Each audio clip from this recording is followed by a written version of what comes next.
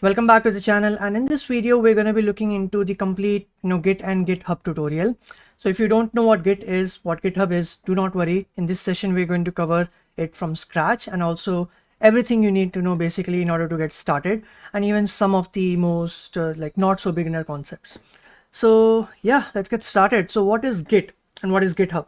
Imagine that you have an application or a project folder, right? And you want to collaborate with other people on that project. Or imagine that you have your application and you now uploaded some new code in your application. You added a new feature, for example, and now your application breaks. Let's say your application is not running anymore like it was before, and you're like, hey, I would really love it if I could go back in the past, in that code base in which my application was running. I wish there was some sort of a way to click a picture of that code base, and whenever I want the picture, like that exact code base as it was during that time in the past, I could have that. So basically saving the history of your project, like on, let's say, 1st July your project looked like this, 2nd July your project looked like this, 3rd July your project looked like this, like some additional files, code changes or whatever. You want to go back to how your project looked on 1st July, you can do that. You want to go back to how your project looked on 2nd July, you can do that. That's a use case that you can think of. Another one can be you are contributing to open source, for example, or you and your friends are contributing to one project. Now imagine that 100 people are contributing to just one folder. That is what happens in like open source projects as well. There's one main folder and so many people are from around the world contribute to that project. Now you might be wondering, how do these people share their code? If you want to share a code in some open source project, you want to add your own functionality or share some changes you made, how can you do that? We can do that via Git and GitHub. So Git and GitHub allows us to maintain this history of the project, at what particular point of time, which person made which change, where in the project. Git helps us in doing that. What is GitHub? GitHub is a platform, an online website that allows us to host our Git repositories. Now you might be wondering, what is a repository? We'll look more into that shortly. Repository is basically just a folder where all the changes are saved. Do not worry if you don't know about it. We'll cover it in detail shortly. You can think of it as somewhat like this. So you have the email service, right? So you use email and you have the email technology behind it, and there's like the server and everything happening in behind the backend. So that you can relate to with Git. Now, what are so many platforms that are providing you sort of like an interface to use this service, to send emails to people around the world, to have like the nice, GUI where you can see all your emails and everything. Gmail, Outlook, Yahoo Mail, so on and so forth. That you can relate with GitHub or other platforms that allow you to do the same thing, like Bitbucket, GitLab, for example. So Git is like the version control system, like the tech, and there are so many other online platforms that allow us to host these folders or repositories or our projects online so that other people from around the world can share, look, contribute, and these are known as like GitHub, Bitbucket, and GitLab. We will be using GitHub because it's one of the most popular ones, and yeah, it has a lot of nice cool features. So that's the whole idea of why we are using Git and GitHub. Do not worry if you don't understand how we are using it, because that is going to be covered. Just for now, understand why we are using it. Maintaining the history of the project, which person made which change in which project, when, and so on and so forth. Like also sharing your code on GitHub, sharing it with people around the world. So if I look into any project on github.com, okay, let me look into any, let's say, Gina AI or whatever, I can see 5,900. So you can see, don't worry about what these things represent. We'll cover into it later on. This is basically the history of the project that I was talking about. History of the project, as you can see. So basically, this person made these changes in the code base. Red means that this line was deleted. Green means that this line was added. So this person 9 days ago made these changes in this file. So you can see the history of the project, and this goes on and on. You can even see the older history. On 16th July, these changes were made by someone. On 12th July, these changes were made by a lot of people. So that's basically the idea. And that is what we're trying to achieve here. Now let's look into how we do it. Cool. So first thing you need is you need to download Git. So you can go to gitscm.com and here you can download it. So you can download either for Mac OS, for Windows or Linux. I would not recommend downloading the GUI clients because we will be heavily focusing on the command line, like this terminal thing. So do not worry about the GUI. I would recommend you to download it, the command line. Okay, so you can download this and it's pretty easy to set up. And yeah, once you are set up, you can just write Git over here. And you can see if you get a list like this, it means that Git is currently installed. Okay. Before we get started with the tutorial, now the hands-on part. So what is the structure over here? Well, on the left-hand side, you can see my terminal, normal command line shell. You can use CMD, Windows terminal, whatever you like. On the right-hand side, we have a folder. Okay. So my terminal is currently in my desktop folder. And this is just very basic commands. And what basically terminal allows us to do, if you're a very, you don't know much about it, it allows us to manipulate the file structure using commands. Okay, that's basically what it's trying to do. So here you can see this is the desktop folder. Currently it's empty. And here if I do list command, basically list all the things that are in my desktop folder, empty. This does not show me anything. Imagine, let's say I want a project. We mentioned that we need a project in order to maintain the history of that project and do all sorts of things with it that we just mentioned. Share about it on GitHub, share it with other people, let other people contribute to it as well. You want to do that? Then how do we do that project? So you can either, right click new folder, or there's a command for that, mkdir, make directory project. So you can see I made some change over here using a command and it was visible in my folder. Project folder is being created. Currently it's empty. I can change directory into it. Now what do you mean by change directory, Kunal? Change directory means something like this. Double clicking on it. Now I'm inside this folder. How do I double click in the command line and go inside the folder? If I do list, you can see desktop should contain project. That is true because desktop contains the project folder, and here also I'm seeing it. This is just a list command. I can also go inside this folder. Change directory project. Now I am inside the project folder. This is the view now. If I do list again, I can't see anything because this is empty. So now we have our project. Let's say now we want to maintain the history of this project using Git. Where is this entire history being stored? I create a new file that will be in the history. I make some changes in the file that will be in the history. I delete the file that will be in the history. So all of these histories are basically stored in another folder that Git provides us. This is known as a Git repository and it's named .git. That is the name of the folder. Dot in like Linux systems and like Mac OS and stuff. These are files that are hidden. And how do we get this .git folder? How do we get this folder where all the history is being saved? Just write the command git init. Initialize an empty Git repository. Repository means a folder. Okay. So you can see it says initialized empty Git repository in my project folder. Now you might be asking, hey Kunal, I can't see anything over here. How are you so sure that there's a Git folder over here? As I mentioned before, you can do list. You will not be able to see it right now. It shows empty, but it is there. You can do an A tag. A basically means show me all the hidden files. Any file that starts with a dot is hidden in Mac OS and Linux. So you can see .git is here. You can also see what is inside this .git folder. I can say ls list what is inside the .git folder. It contains something called head, something called objects, something called hooks, refs, config, description, whatever. Don't worry about what these things represent right now. We'll be going through it shortly. Okay. And don't worry about what this master is or whatever. So this is what we have. We have a Git folder over here. Now we will be able to maintain the history of the project.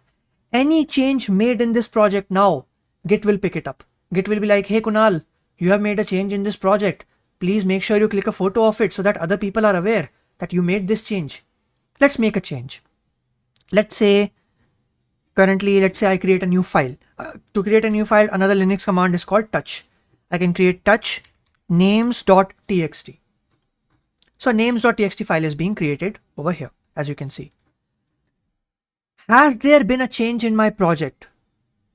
Does anyone in the world know that Kunal created a names.txt file? Is this history maintained in the Git repository right now? Is this history maintained anywhere? No. How do we see what all files have been changed or modified or added or deleted? In short, how do we know what changes have been made in the project that are not currently saved in the history of that project? Like, no one knows those changes are being made. A command for that is called git status. Git status basically says, hey, you have these two files. This is some extra, Mac OS file. Don't worry about it. I can remove it.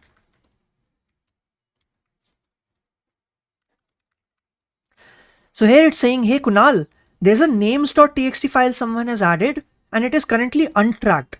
Means if you share this project with someone, like, we have some project shared over here. This is a Jina project. So here you can see all the changes being made. Let's say some file removed or added or, whatever. All of these are maintained over here. People know what things were added, like add test for termination, add git to Docker image or whatever. Currently, if I share this Git repository on my GitHub or this project folder on my GitHub, no one knows that names.txt file is added here by Kunal on 1st August. No one knows that. Okay. So that is basically what we want to do. So this is the git status command that tells us that, hey, these are all the changes that are currently not in the history of your project. No one knows about it. Okay. Now we want to maintain these changes. We actually want these changes to be in our project's history. People should know that Kunal created a commit that created a new file or changed a new file or deleted a file. How do we do that? We can do that very easily. Imagine that you are at a wedding. Okay. Now, when you are at a wedding, let's compare this example to a wedding example. Now, when you are at a wedding, the couple, they are on the stage, and people take their photographs, like all the guests take their photographs with the couple. So how does that entire scenario play out? The guests, they will go onto the stage. That's the number one step. The photographer will then take the picture of the people, or let's give it a bit more detail.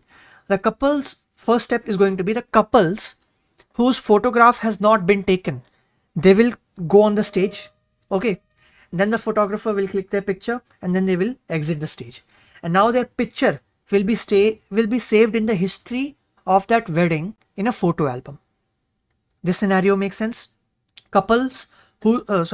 Guests whose photo has not been taken, they will go onto the stage. Photographer will click the picture. They will come out of the stage and their photo will be permanently saved in the history of the wedding in a photo album. In this scenario, how does Git relate? The guests whose photo has not been taken yet, they are known as this thing, untracked files. Okay. What is the next step? We need to take a photo of these files so that we can save it in our Git repository or the Git history, which is known as the photo album in this example. Okay. Only step that is remaining is placing all these files whose photo has not been taken yet, means whose history is not being saved in the project yet, onto the stage. How do we do that? There's a command for that called git add. You can either do dot. Dot means everything in the current directory, everything in the current project directory that is currently not having its history or that is untracked, means all the red files that you saw previously. Put all these files in the staging area, on the stage basically, so that a photo of them can be taken. You can also write individual names of the file. Let's say you have a few files that you changed, but you only want to maintain the history of a few files, not all the files. You can also individually add the names. Now if I do git status again, you can see it's now changed to green.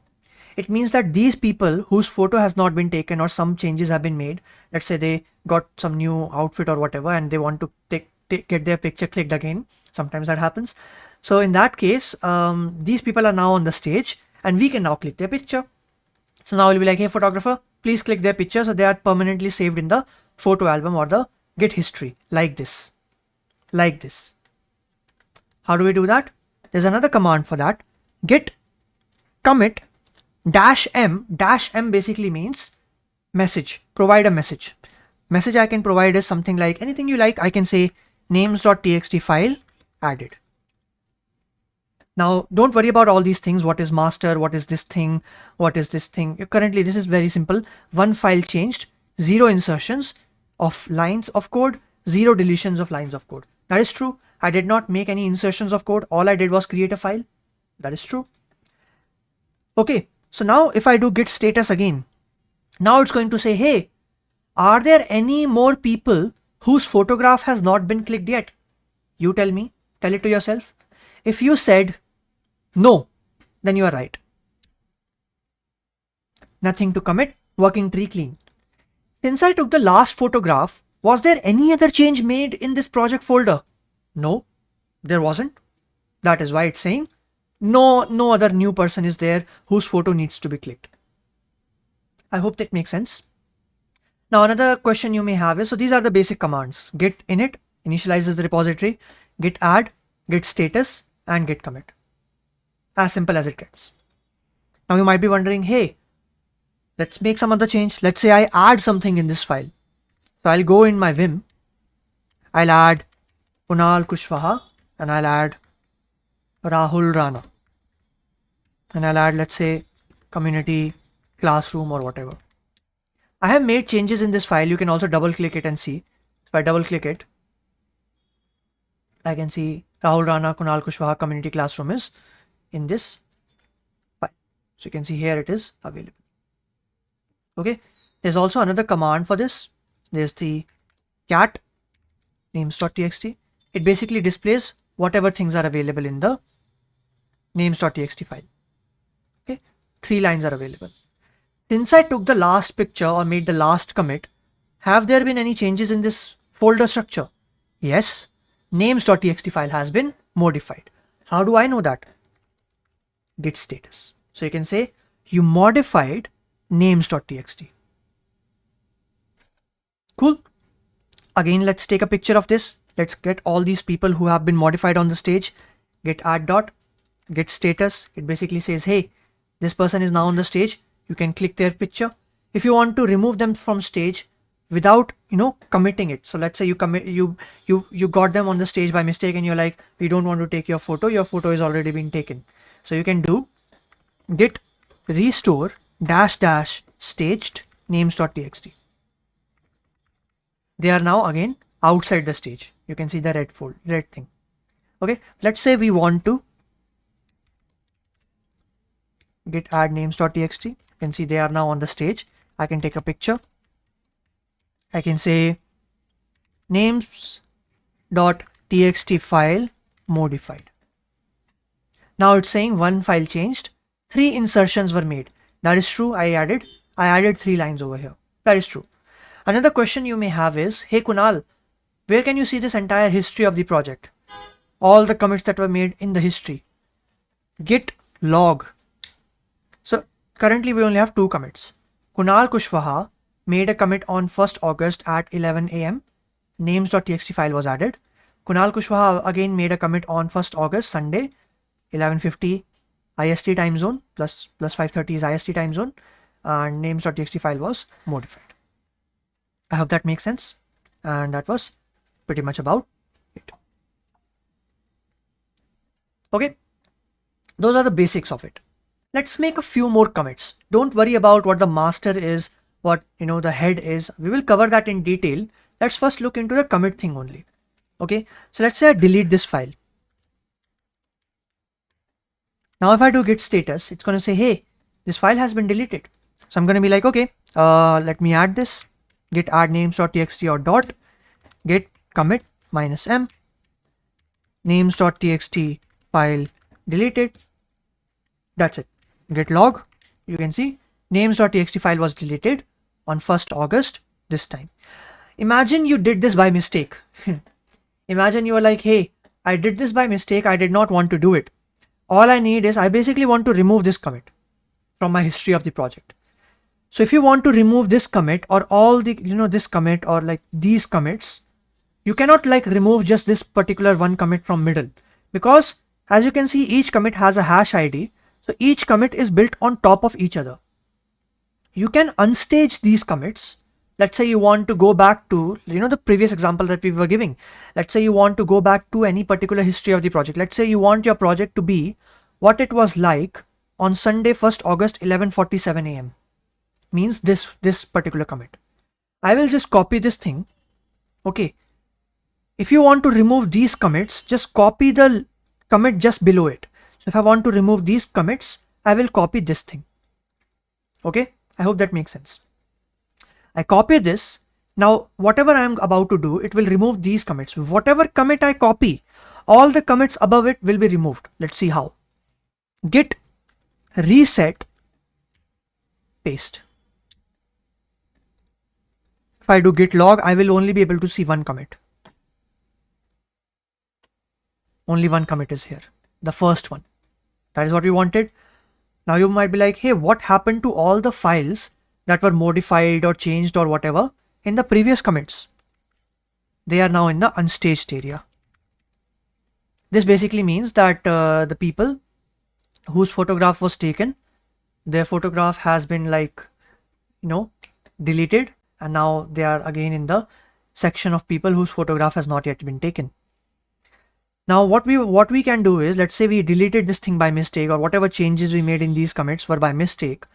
Then what we can do is basically we can just restore this, or we can also put it in the staging area, in the stash area. For example, imagine you don't want to delete these changes right now. Imagine you just want to say that, hey, you are a few people whose photo has not yet been taken. Go to the backstage, and whenever we want you to come back, we will get you back. How can I explain this more simply? Let's say you are working on a project and you are working on a particular feature, and you have a few lines of code that you are working on. Now you want to try out something new with a clean code base. Okay, all the changes that you have been made that are work in progress, files you have been modified, you want to remove those, but you also don't want to save your progress as a separate commit. You basically want, hey, I wish there was a way where I could just put all my work somewhere else without making a commit, without making a history in the project, and whenever I want that thing back, I can get that back whenever I want. A command for that is called git stash. So basically get the people you want to be on the backstage first on the stage. So it says this file was deleted. This is a change. Now I'm going to git stash this. I'm going to say, hey, go back to the staging, go into the backstage. Whenever I want you, all the changes, whenever I want all these changes being made, I will bring you back. For example, I can make another change. Let's say touch surnames.txt. I can say git add dot git status. I can say, names.txt. This one is saying that names.txt has been modified to surnames.txt, like renamed. So it's pretty smart in that way. But what we can do is, let's try to make a few changes now. So vim surnames.txt. I can say insert Kushwaha. Okay, let's create another file. Let's create houses.txt. Git add dot git status. Bunch of things I have done. Now what I want is hey, all these changes I have made, I don't want to commit it. I also don't want to lose these changes. I basically want you to go backstage, and whenever I want you, I will bring you back. You can do git stash for that. Git status, clean. Now my project folder is exactly like it was on August 1st, 11:47 a.m. Exactly like it was. That was my first commit, and my first commit only consisted of what? The names.txt empty file. Empty. Make sense? That's how you can go back in the project. Now let's say all of these changes that you made, like renamed the names.txt file to houses.txt or whatever, created a new file like surnames.txt or whatever, how can we do that? Git stash pop. Hey, all the people who are in the backstage, come back to the staging area, in the unstaged area. So you can see here we have all the changes that were made previously. Cool. All right. So I don't want these changes. Let's say I can just say git add and git stash again. Now let's say they are in this, that backstage, and we can just say, hey, your photo is not being taken, go away. Git stash clean. Sorry, not clean, clear. So those changes that you have made that were like not committed and in the separate structure, they are now gone. You cannot get those back. They're gone now. Okay. Cool. So that was about how you can go back to your commits.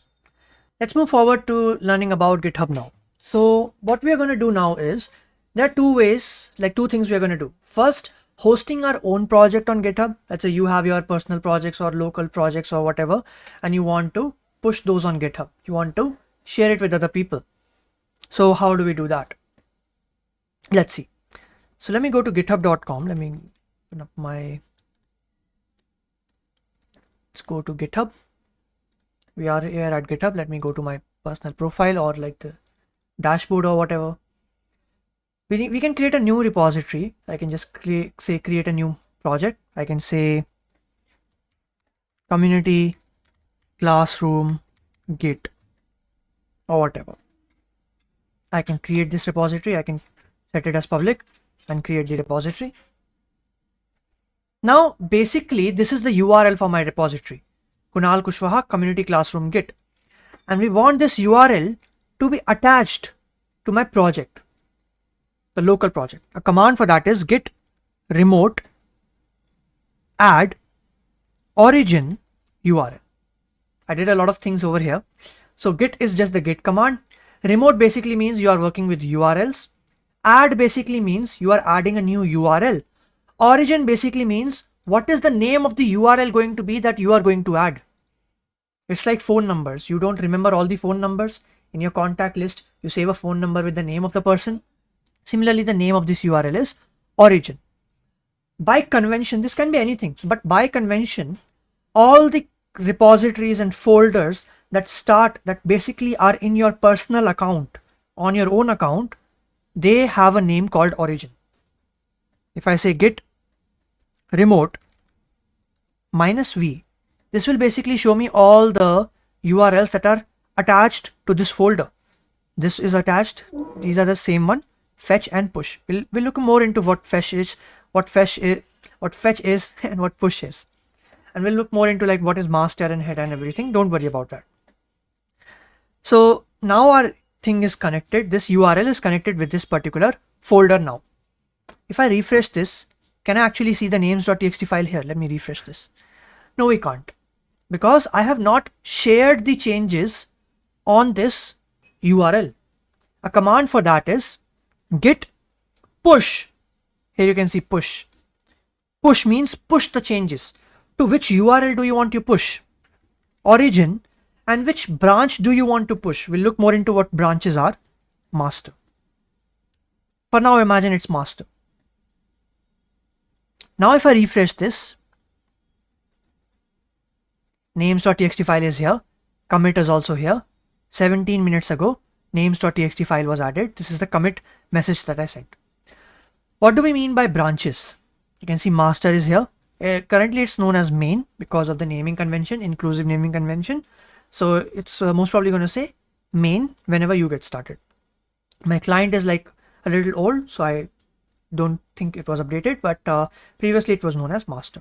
What is this master? What is branching? Let's look into it. So what are branches? Imagine you're making commits like we were doing. So let's make a few more, random commits. Let's say I create a new file, star names, or say some other file, hotel.txt. I can create a commit like this, git commit hotel.txt added roll number.txt roll number added. Let's create one more. I can say I can create another file, or I can just make some changes in some file. I can say add some changes here, something like this, git status. So don't worry if I'm doing it so fast, because I'm just adding random commits. Nothing is to be explained over here. Roll number modified So many commits being made. Okay, commit, 4 commits being made. Now here you can see that this is the commit that is the latest commit on my remote branch, origins master. What is a branch? Let's look into that. Let's say I created 4 commits. Let's visualize this thing. Git commit, git commit, git commit, git commit. So you can see I'm making so many commits. Can you see that this thing is being formed in sort of a branch structure? That is the similarly what we are doing over here. These are like linked to each other in this way, and this is a branch structure. Okay, now internally, if you have heard about it, this is a directed acyclic graph. Don't worry, we will cover that in detail in the DSA bootcamp. But as you can see, as simple as it gets, this does look like a branch. And by default, the name of this branch is called main. Previously, it was known as master. That is what this master thing represents. Okay, so these are what are known as branches. Now your question might be, hey Kunal, what is the use of a branch? Why are we having branches? The use of it is that in short, whenever you're working on some other feature or new feature or resolving a bug or whatever, always create a separate branch. Reason for that will be shared later in this video. What all things are remaining that I did not cover? What is this head thing? So in branches, what happens is that you should never commit on the main branch or the master branch, your main branch, because in open source project, let's say if I say React,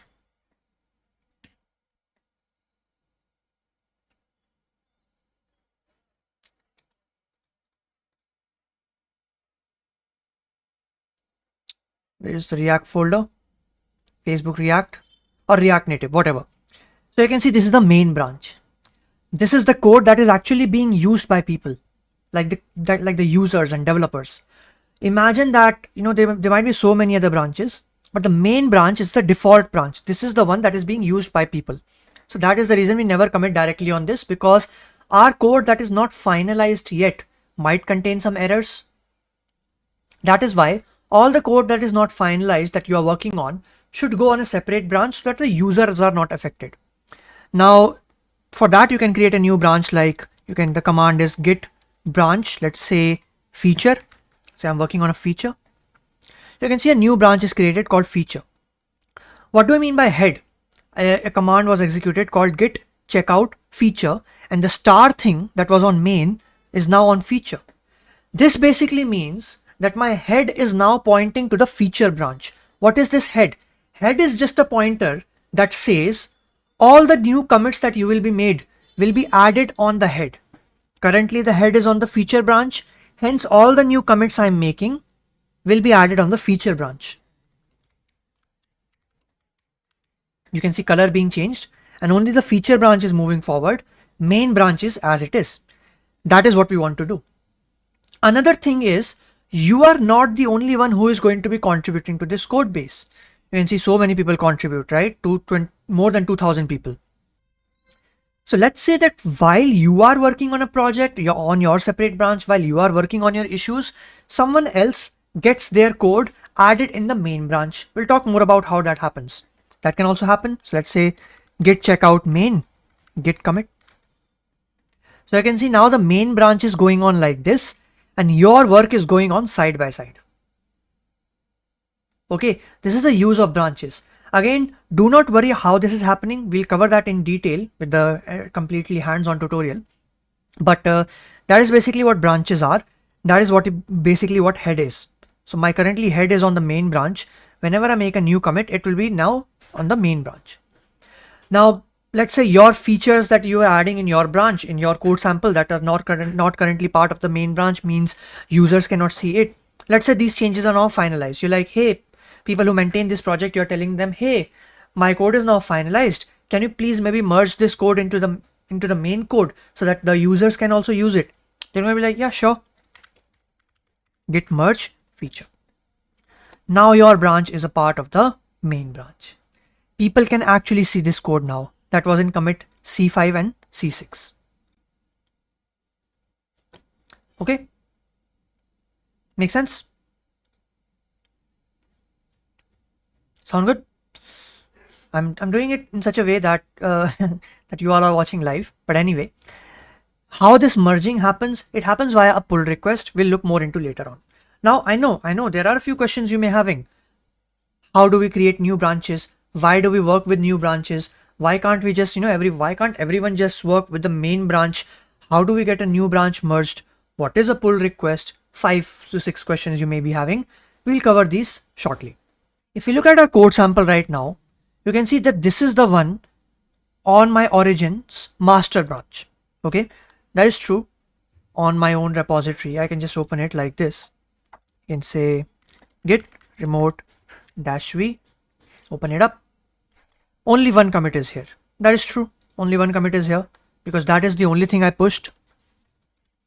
This is the only thing I pushed. If I want to push these changes on the new like on the new commits on the master branch, I want to push that.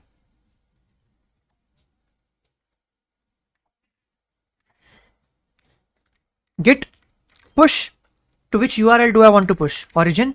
Which branch do I want to push? Master branch. Refresh. Ta-da! Let's look at the code sample. Ta-da! Awesome. 4 commits here. 4 commits here. Head is on the master branch and origin is like the origin, the URL that I added, that is also over here. Means there are no commits above it that are extra which are not already on the URL. All right. You can see this is my master branch. All right. Now most of the questions that we need to answer right now, they will be much more clearer when we are doing this next thing, which is known as working with existing projects on GitHub. So let's say that this is the organization, Com Classroom, the community classroom organization, and this is the project of that organization known as Com Classroom OP, for example. Now, what do we need to do in order to make changes to this project and make some, contributions to this project? This is the project on the account of community classroom. Should anyone who does not have access to it directly, like any random person in the world, should they be allowed to make changes to Com Classroom project directly? How dangerous would that be? So if you try it right now, you will not be able to directly change any file in this folder. Currently, it only has a README file, but if you try to change it, you will not be able to do that. Why? Because you don't have access to this account, this organization. This is a problem that we face. How do we resolve it? What is a way to contribute to this code sample without because if we don't have the permission for this? You create a copy of this project in your own account. So I can say fork in my own account. So now you can see instead of Com Classroom community classroom OP project, it is now Kunal Kushwaha Com Classroom OP project. So this thing, you can see this folder, this is the main one and this is yours. Main one, forked one. Now since this folder Com Classroom OP is in your own account, you can do anything you want with it. Let's copy this, clone, and remember I said any folder that starts with your own account, the name of that is going to be origin. So whenever I clone this in my desktop, I can say git clone URL. So it's basically downloading that folder. In that folder, README file is there. README file is there. README file contains Com Classroom OP.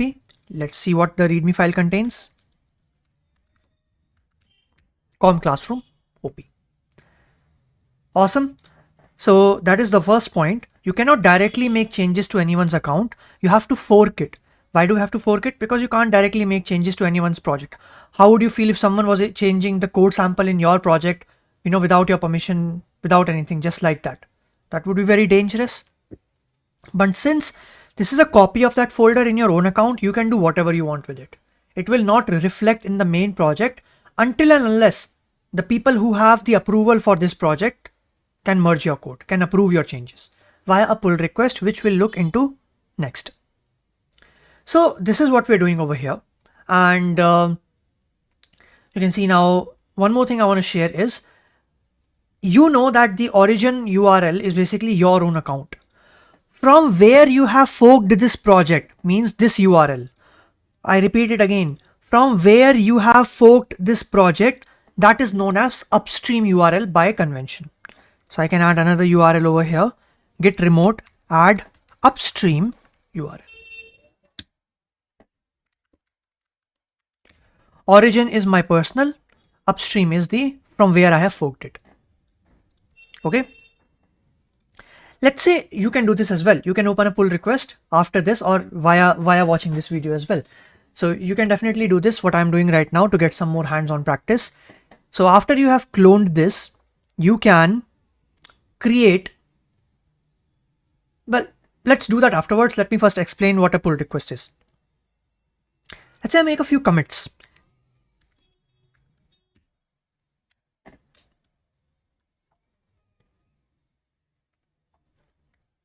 Say we make a few commits. I can say Kunal Kushwaha, or I can say Kunal Kushwaha says that this community is amazing. So when you open a pull request, you can add like a dash here, a new point, and say your name says that and whatever you feel about the community. Okay, so when I do git status, it will obviously show me that readme has been modified. In the beginning, I mentioned something to you that never commit on the main branch. Always create a new branch for whatever work you are doing. Let's create a new branch called Kunal. Let's check out to that branch. You all know what checkout is now. Checkout basically means the head will now come on the Kunal branch. That is true. Main is now changed to Kunal. All the commits I will make now will go onto the Kunal branch. Git add dot git commit -m Kunal added a message. Git log. This is the main branch, not changed. Only till here we have the commits, and the Kunal branch has an extra commit. Now basically what I want to do is, I want to push this branch. I want to say, the idea is that, hey, whatever code that I have in this branch, the Kunal branch of my own account, please merge that into the main project's main branch. That is, you will do what you will do. Let's say Rahul wants to add something. So Rahul will say, hey, Rahul's account has a Com Classroom project, and he will have a branch called Rahul branch or Rahul temp or whatever name he wants to give. And then he will request me, the person who is responsible for the main project, like, hey, I have something. Let's open up some pull requests. Let's say some pull requests that I got merged previously. This is an open one. Let's see the one that was merged.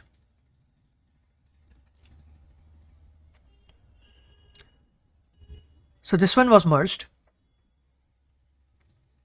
So Brad was saying like, hey, I have a branch known as host process. Kunal, can you please merge that branch into your host process branch? Or let's look into the more simple example.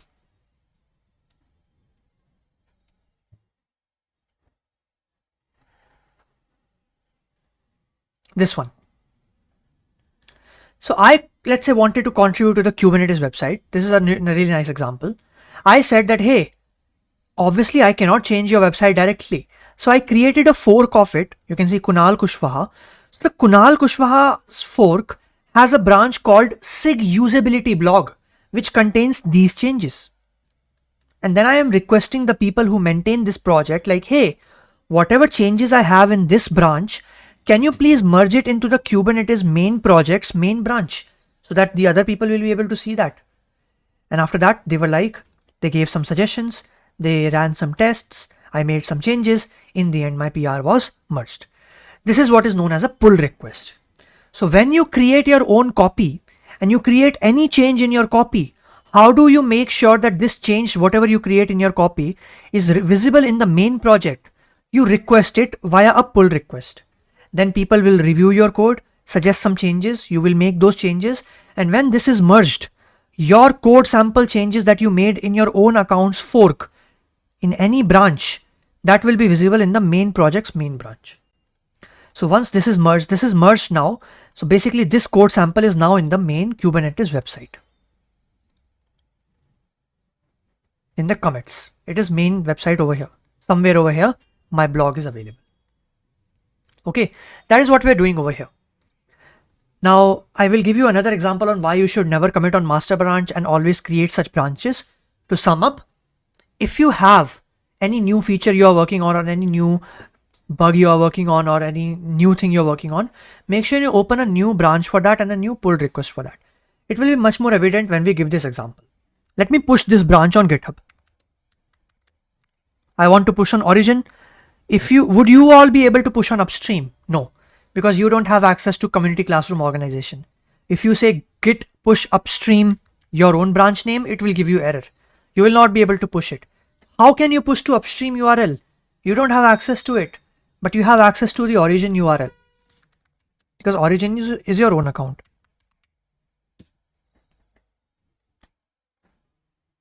Let's go to it. As you can see, there's an info, this thing like all automatically it's saying us. Click on this. This is what you need to do. Whenever you add yours like this, you have to make sure that, hey, let's say Rahul is doing it. So Rahul's com classroom copy, or the fork, has a branch called Rahul, let's say, or Kunal's com classroom copy has a branch called Kunal, and that branch contains these changes. I am requesting, hey, please merge these changes into the main branch of the project. Create a new pull request. When you create a new pull request, I will get this notification, and then I can merge this code. Before merging, I need to show you something else. Let's say I want to make some other changes. Let's say I say touch names.txt. You can see this git commit that I am doing. It's going into the main, not the main branch, but the Kunal branch, because head is at the Kunal branch right now. I did git checkout Kunal. This is something I'm just doing to show you. Git push origin Kunal. You will notice that now it will not allow me to create a new pull request. It will add these commits here only. This will now become from 1 to 2. Let's see. Let's see. Refresh. 2. This is the reason you should never commit on main branch. Why? Imagine you're working on 10 projects, and let's say you're working on 10 features, and for every feature you create just one pull request. How difficult would it be to review your code, to have the discussion? It would be very difficult. All the 10 different things on just one pull request. That is why for every new feature, every new bug or anything you are working on, create a new pull request. And from this example, you can see that if a branch already has a pull request associated with it, it will not allow you to create a new pull request. All the commits will be added to that pull request only. In simple language, one pull request means one branch. One branch can only open one pull request. If you want to open different pull requests for different features that you are working on in the project, which is also recommended, that for that you want to open different pull request, and since only one branch can be associated to one pull request, so hence you will be able to need to create different branches. So I hope that makes sense. Any particular new thing you're working on, create a new branch in your local folder, make a pull request from that. You can have 10 branches, 20 branches, 100 branches, whatever you like. Make sure your work is distributed like this so that it does not get mixed up. Okay, imagine one feature has 10,000 changes, 10,000 lines of changes, and you're working on 10 such features. How difficult would it be to manage such a thing? Very difficult. If you just created just one pull request for all the 10 features, don't do that. Okay, don't do that. React Native. 381 pull requests are currently open. This is doing something with podlog file. This is fixing some global node. This is removing some default property. This is doing something with like iOS. Imagine all of these changes that were being made. Let's say, 4 lines of changes being made. And here something like some other line, 422 lines of changes being made. We know that these 16 files that have been changed relate to this particular issue. Now imagine all of these pull requests were only on one single branch and one single PR. These 381 features or issues or bugs they are working on, let's say there was just one PR for this. How difficult would it be to manage? And also many people would have to collaborate then on the single PR. That does not make sense. Everyone is working on their own pull requests. Okay, that is in short. And now you also know why you should never commit on main branch, because if you do all the commits on main branch and not create another new branches, all the commits will go on the main branch only. Similarly, if you make all the commits on the Kunal branch, all the commits will come over here. If I want to add some new feature to this project, if I add it over in this branch only, it will come in this branch only, which is something I don't want to do because I've already explained it multiple times. Make sure for every new feature bug, you create new branch so that you can open a new pull request. So if someone asks you why we create new branches, because we want to open a new pull request and we can only open new pull requests with new branches. If a branch already has a pull request open, then we don't want to. We can't do that. All the commits will be added here only. Another thing you may encounter is now this is an extra commit. Let's say you don't want this commit, this particular commit, names.txt file added. If I look at the code sample, for this, so you can see two files have been changed. README file was changed and names.txt was added. Let's say I want to remove this commit, the names.txt commit. Reset thing, I did reset previously, git status, git log, sorry. So I will just copy this thing. I want to remove this, so I will copy the one below it. Git reset. Now this names.txt will be unstaged. I can say git add dot, I can do git stash. It will go back to the, some stash area. Gone. My structure is now exactly like I wanted. Names.txt file deleted and the commit is also deleted. So it is also removed from the commit history. When I push this, I would have to force push this because the online repository contains a commit that my repository does not. And I told you commits are interlinked. So I will have to force push this. -F. Let's refresh. That commit is gone. File change also to 1 only. New names.txt file is gone. Commit is also 1 only. Main commit that I wanted. That's it. As simple as it gets. That is how you work with pull requests. All right, cool. So the next thing may be related to merging your pull request. So let's say we merge this pull request. I can merge this. Confirm merge. Now the changes I made in Kunal Kushwaha's Kunal branch, here, they will now be represented in the main project. Let's see. Ta-da! The changes I made in my own project, they are now merged into the main project. I hope that makes sense. Okay, cool. One more thing we can notice is that, let me open up this fork again. The fork is not updated. That is true. If you cannot directly change the account of Com Classroom, how can Com Classroom directly change your account? They can't do it. There are two ways to do this. You can click on this button, fetch upstream. It basically means this branch is 2 commits behind the main branch. And that is true. Let's look at the commits. This basically contains 2 extra commits that my main branch does not contain, because the extra commit that I had was in the Kunal branch. It was not in the main branch. So this is the reason you might encounter something like, hey, some other person merged their code in the main branch. I want to look at that code sample as well in my own fork. How do I make sure that the main branch of the upstream and my own fork's main branch is always maintained? There are a few commands that you can use for that. You can also use this button called fetch upstream, but I will actually teach you how to do it manually. First thing you need to do is git checkout your main branch. So you can see here in the main branch of my fork, I only have 1 commit, but in reality, in upstream, it has 3 commits. First thing we need to do is we need to fetch all these commits and changes. Git fetch dash dash all the branches. The prune means the ones that are deleted, they will also be fetched. Okay, now I fetched all the changes. First step, that was the first step. Second is git checkout main, but you have already done that. After that, we can reset it. Reset the main branch of my origin to the main branch of upstream. Git reset dash dash hard upstream main branch. Git log 3 commits. 3 commits here, 3 commits here.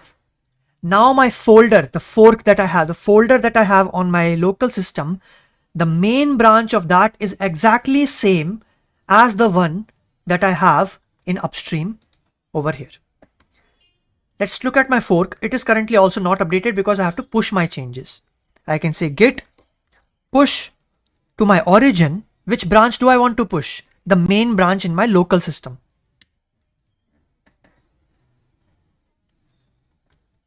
Time to refresh. This branch is even with the main branch. Commits 3, same commits in my fork, same commits over here. That is how you keep in sync with the main branch. Fetch, basically you can also do something like this. Git pull, let me just do something. Let's say we create another commit over here. Okay, let's say we create another commit in the main project. Just for demo purpose, let me create another commit. Say I add is over here. I'm creating directly, but don't if for your project you can do anything you want for your personal projects. But yeah, now it contains 4 commits because I just added one. Update readme, and my only contains 3 commits. Okay, so it's like 2 commits. So basically it's like main branch, 3 commits. Okay, 4 commits, 3 commits. Now basically what I want to do is you can also do something like git pull upstream main. Make sense? This is the same thing that happened. We did git fetch before. Git pull internally also does the same thing. I just showed you so that you can understand what is fetch, what is reset, and whatever committing. So all of these things that we did previously were done in just one single command. Git pull upstream URLs main branch. So in the Java code base, whenever you want to pull the code that I submit, you will just do git pull upstream main. That is what you will do. Okay. Now again, all the changes are in my local folder only, not in my upstream. So here only 3 commits are visible. Git push origin main. Like, hey, my local folder's main is in sync with the main branch, the upstream branch. Let's also sync the origin URL then. Refresh. Ta-da! Even. This structure and this structure is same. Com classroom is OP. Fork and upstream is same. That is about pull requests. That is also about how you can get your PRs merged, how you can create new branches, how you can make changes, how you can fetch with upstream. 2 ways I already taught you. One another way is you can just fetch upstream. Currently it's already in sync, so you can just click fetch and merge whenever you get a new thing added. So if I say I remove this thing, let's say, or I add some new commit like an exclamation mark commit, I can fetch, refresh. It contains 5 commits, but I only have 4 commits. Fetch and merge. Very simple. You don't even have to do git pull upstream main. Just click on this button. It will do it automatically for you. So I hope you are able to understand what is forking. I hope you are able to understand why we create new branches. I hope you are able to understand how we clone, how we git add, git commit, how we keep in sync with the main branch of the upstream. I hope you know what is upstream and what is origin. And now let's look into a few more intermediate concepts. So if you want to try it out hands-on, what I would recommend you to do is just go to this URL, this particular one. I'll leave it in the description below. obviously fork it on your own account, clone it, do the same things that we did, git remote add upstream URL so that you can also fetch the changes whenever changes are made, and then just write a line over here, update your branch, like whatever new branch you create, and make a pull request, and then I will merge your pull request and your changes will be visible in the main project. Okay, cool. Let's look into one more thing. So let me show you something else. There are two more things I want you to show. One is known as merge conflict, and another thing is known as squashing your commits. Okay, so if you have a lot of commits that you are working on and you want to merge that into just one commit, how do we do that? So I can say git check out my Kunal branch, let's say, or no, not Kunal branch, some other branch. Let's say create another branch. Let's say git branch temp, git checkout temp. Whenever you create a new branch, your new branch is going to be created from your head. So make sure whenever you create a new branch, your main or the master branch is up to date. Whatever things that we did, make sure you do that before creating a new branch. Okay, so now let's say I want to show you how to squash commits in just one single commit. So how do I do that? Touch one, git add dot git commit -m. I can add something like 1. Okay, and then I can say touch 2, just creating random files. I added 2, then I can say touch 3, added 3, then I can say touch 4, added 4, whatever. Git log consists of all these commits. I want to merge all these commits in one single commit. How do I do that? You can use the rebase command for that. Okay, a trick you can do it is if you want to merge all these commits, or if you want to merge just these two commits, for example, if you want to merge all these commits, you can just reset. If I reset this will be unstaged, and then you can commit again. You know that, right? When we reset this thing, all the commits above it will be on the unstage area. Get them on the staging area, and then just one single commit you can make. But we are going to try something different. If I copy this commit and I say git rebase -i means the interactive environment, copy. So you can see now all the commits above it, I can either pick or squash. So if I say squash, these will be squashed into one single commit in the pick. So this main commit that we had 1, these 3 commits will be updated in this commit. Okay, squash basically means whichever one is listed as pick, merge it into the previous commit. So these two will be merged here. Let's say you only want to merge the middle 2, then you can just do these things will be merged in this one. So these 3 will be one commit. This is basically pick and squash. Pick basically means you're taking this commit, I want this commit. Squash basically means above these S, whichever pick you have, merge your commit in that. Okay, let's say I want to merge all the 3 commits, all these 3 commits in the above commit. So I will make all of these as squash and this one as pick. Exit out of it, escape :X. It will now allow you to create a message for this new commit. So my message can be something like, I'll add a new message over here. I can say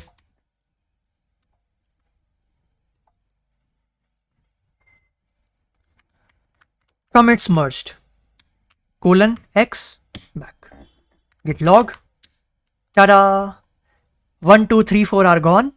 All of them are merged in just one single commit. Awesome. That's how you merge your commits. Again, you can do simple git push origin, whatever you want, temp branch. So these all files will be available over there. I don't want these files, so I can remove these. Git status. So not git status, git log. This is what I want to remove. This is the commit that created these 4 files. Copy this. I can also do -- hard. Gone. Hard will actually reset it with hard. So do it with caution. Okay. So origin, why does this thing keep coming? Never mind.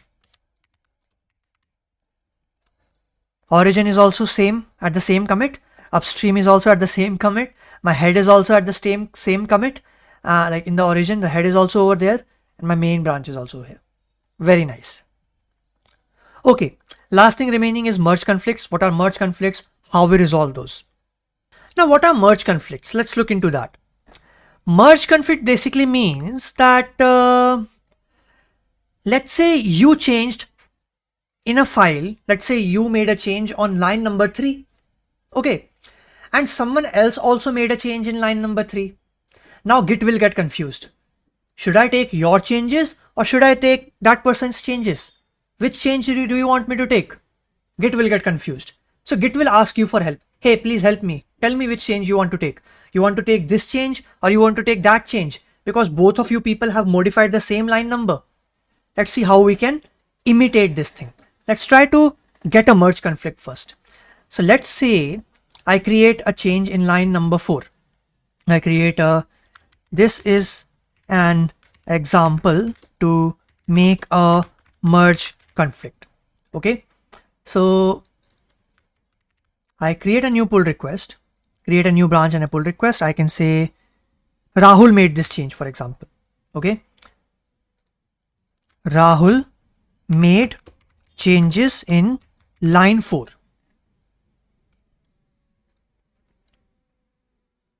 Rahul made changes in line 4. That is okay. And now let's say I create a new branch as well. Let's take the temp branch only. Make sense? Let me also change line number 4. So me and Rahul both are changing line number 4 only. Git will get confused. Git will be like, what are you doing? Which line do you want me to take? You want me to take Rahul's line or your line? So I can say Kunal made this change.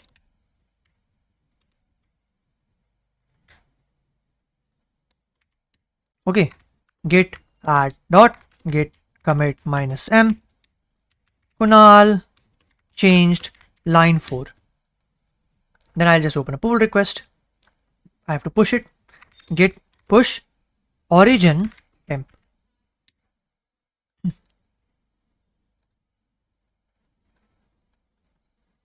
Compare and pull request. Hey, Kunal's temp branch, please merge it into the main branch. I'll be like, okay, cool. Let's merge it. Create a pull request. Okay, let's do merge conflict. It's currently checking. There you go. It's giving me merge conflict now with the readme file. Currently it's giving me with something else, but let's see what it's giving me conflict with.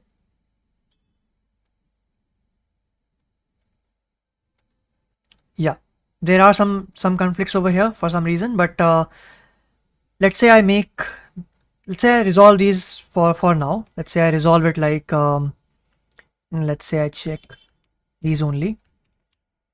That's fine. Mark as resolved. Commit. Let's say what we want to do is that when this PR will get merged, Rahul's PR. Okay. Let's say Rahul's. This is an important point. We both have changed line number 4. Rahul changed line number 4. I also changed line number 4. Okay. Now, what is going to happen is, let's say we merge this pull request. This is merged. Let's refresh. Now it's giving me conflict. It's like, hey, Rahul just got his PR merged in line number 4 and you are trying to change that only. Which one do you want me to take? That is a merge conflict. Okay, so I would have to resolve it manually. So even here you can say that Kunal made this change, and here you can say Rahul made this change. This is my change in line 4. This is Rahul's change. So it's saying, hey, you want to take this one or you want to take this one? I'm like, okay, I want to take this one. I don't want the main one. I want my own one. Mark as resolved. Commit merge. Okay, so I overrid. I did the overriding of whatever change Rahul made. So this change was made by Rahul and I removed it because it was a branch being created No, when I created it, it was from the master branch. So that from the main branch. It's like, hey, Rahul made a change at line 5. You also made a change at line 5. Which change do you want me to take? It's like, okay, fine, take my change. When I merge this pull request in the main branch, you can see now my changes are available, Rahul's are not available. Hope that makes sense. Cool. Alrighty.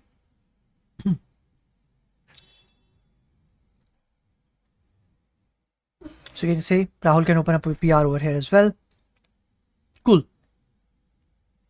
Now going to our fork again. Where is my fork? So in my fork over here, I can see that this is 6 commits behind the main branch. Fetch and merge. Now it's even. Pretty cool stuff. Alrighty. So that was about this session, and that is more than enough for you to get started even with open source contributions. One last thing I would like to share is, no matter how many videos you watch, if you are not able to apply these things practically and actually get stuck and then resolve the doubts and everything, you will not get the intuition behind it. So get some hands-on practice.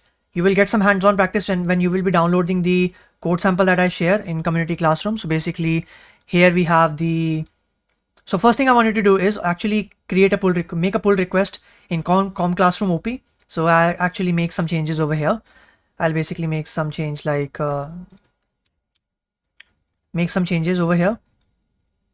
Okay, share about what you liked and everything. And the next thing is all the changes that all the code sample and everything I'll be submitting, it will be over here. So in the lectures folder, here I'll be sharing all the lectures. You can see Git cheat sheet is already updated. So all the commands and everything that we mentioned are available in this cheat sheet by GitHub. Okay, so rewriting history and everything, some more advanced concepts.